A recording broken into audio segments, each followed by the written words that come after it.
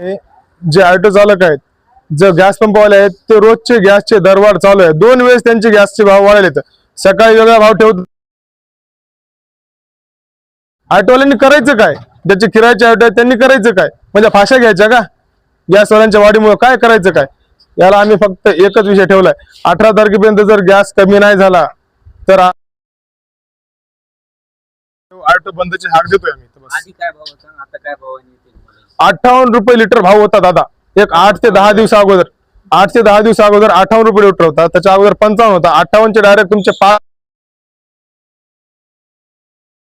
72 झाले. 72 75 एका ठिकाणी 75 आहे. तुम्हाला सांगतो, देवाशीष पेट्रोल पंप जे आहे गंगाखेड रोडला, त्या समोर रुची हॉटेलला त्या बाजूला गॅस पंप आहे. तिथं 75 रुपये लिटर गॅस आहे. त्याबद्दल करायचं काय ऑटोवाल्यांनी? इकडे जावं का इकडे जावं? आता हे दरवाढी जातो मग काय परिणाम झालाय, काय अडचण येते? ऑटोवाल्यांचे धंदे दादा, पहिले परभणी जिल्ह्यामध्ये कुठलेही ऑटोवाल्यांचे काही धंदे नाहीत. महाराष्ट्र आता गॅस पंपामुळे सगळे ऑटोवाले परेशान आहेत. एक तर ऑटोवाल्यांना करायचं काय? एक तर ऑटो बंद करा किंवा फाशा घ्या.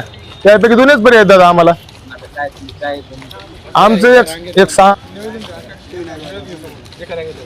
जे रेट मध्ये होता, जर त्याच रेट मध्ये जर गॅस आला तर आम्ही सुखाने जीवन जगू. आता तुम्हाला सांगतो, 14 एप्रिल आलेली आहे, महात्मा फुले जयंती आलेली 11 एप्रिलला.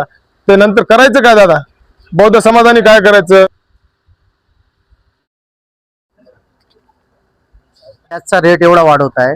आता ह्याच्यामध्ये सर आम्हाला 2 प्रश्न आहेत. एक प्रश्न आहे सर, एक तर हप्ते कुठून भरायचे? हप्ते नाही भरले, एक हप्ता जर बाउन्स हा, आणि आम्ही खायचं काय घरामध्ये, आणि गाडीचा हप्ता कसा भरायचा?